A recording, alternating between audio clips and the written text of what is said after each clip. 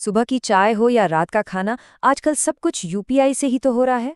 ये भारत की डिजिटल कामयाबी की एक बहुत बड़ी मिसाल है। लेकिन क्या इस कामयाबी के पीछे एक ऐसी सच्चाई छिपी है जिससे हम सब नजरअंदाज कर रहे हैं? देखने में ये सवाल बहुत सीधा साधा लगता है ना? पर इसका जवाब उतना ही उलझा हुआ है। और आज हम इसी गुत्थी को सुलझाने की कोशिश करेंगे। तो चलिए सबसे पहले ये समझते हैं कि यूपीआई आखिर इतनी बड़ी चीज है क्यों।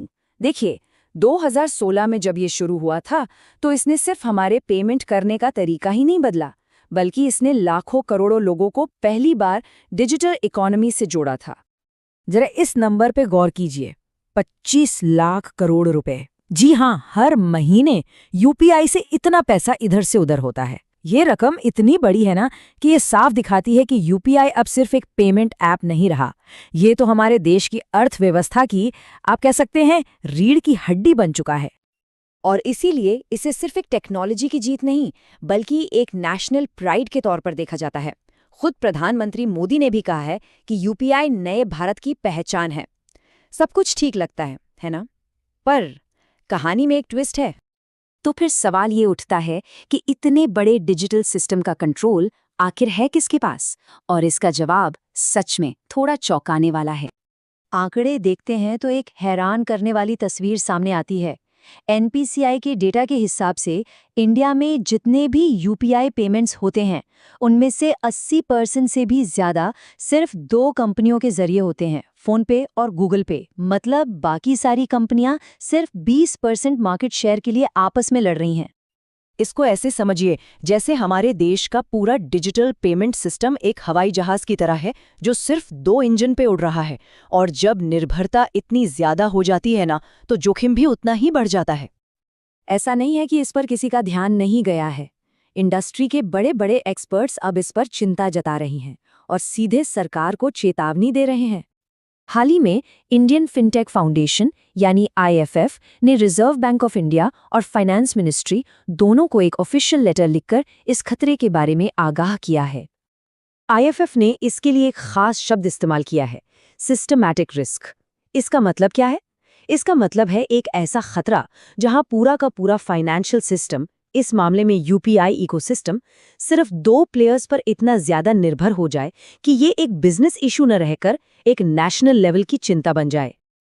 तो ठीक है, जोखिम है, पर असली सवाल तो ये है कि इससे गलत क्या हो सकता है। चलिए इसके 3 सबसे बड़े खतरों को आसानी से समझते हैं। ये 3 खतरे हैं: ऑपरेशनल रिस्क, कंपटीशन रिस्क और सॉवरेनिटी रिस्क। अब एक एक करके इन तीनों को आराम से समझेंगे। पहला है ऑपरेशनल रिस्क। सोच कर देखिए, अगर कल को इन 2 में से किसी एक भी बड़ी ऐप का सर्वर क्रैश हो गया या कोई साइबर अटैक हो गया तो क्या होगा? देश भर में करोड़ों लोगों के पेमेंट्स रुक जाएंगे। एक झटके में पूरी डिजिटल अर्थव्यवस्था ठप पड़ सकती है। दूसरा खतरा है कंपटीशन रिस्क।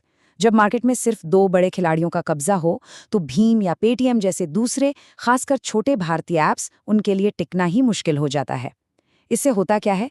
इनोवेशन रुक जाता है और लोगों के पास चॉइस भी खत्म हो जाती है। और तीसरा और शायद सबसे गंभीर खतरा है सॉवरेनिटी रिस्क।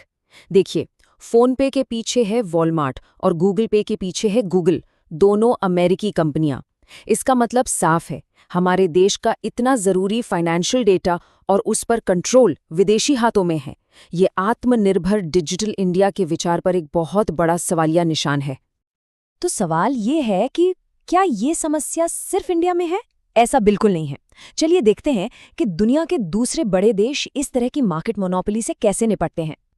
अगर हम चीन को देखें तो वहाँ सख्त नियम है। कोई भी एक ऐप 50% से ज्यादा मार्केट शेयर नहीं रख सकता।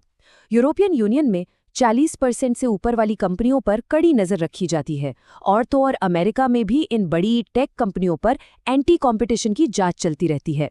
मतलब मार्केट को रेगुलेट करना ये दुनिया भर में एक स्टैंडर्ड प्रैक्टिस है। ये सब देखने के बाद एक ही सवाल मन में आता है कि आखिर इंडिया इस मामले में कर क्या रहा है, क्योंकि हम आज एक बहुत ही नाजुक मोड़ पर खड़े हैं। देखिए, इस प्रॉब्लम का सॉल्यूशन सोचा गया था साल 2020 में। एनपीसीआई ने ही एक प्रस्ताव दिया था कि किसी भी एक यूपीआई ऐप का मार्केट शेयर 30% से ज्यादा नहीं होना चाहिए। एक कैप लगाने की बात हुई थी। लेकिन सबसे अजीब बात तो ये है कि इस नियम को लागू ही नहीं किया जा रहा। इसकी डेडलाइन बार बार आगे बढ़ाई जा रही है। पहले 2022, फिर 2024 और अब इसको 2026 तक के लिए टाल दिया गया है। ये समझना बहुत ज़रूरी है कि यूपीआई अब सिर्फ एक ऐप नहीं है, ये देश का फाइनेंशियल नर्वस सिस्टम है। सोचिए, अगर इस नर्वस सिस्टम का एक बड़ा हिस्सा अचानक काम करना बंद कर दे तो क्या होगा? पूरा डिजिटल कॉमर्स एक पल में थम सकता है। तो आखिर में वही सवाल सामने आकर खड़ा हो जाता है कि जिस यूपीआई पर हम इतना गर्व करते हैं, क्या वो हमारा डिजिटल गौरव अब हमारी डिजिटल निर्भरता या कहें मजबूरी बनता जा रहा है? ये एक ऐसा सवाल है जिसका जवाब देश को जल्द से जल्द ढूंढना होगा।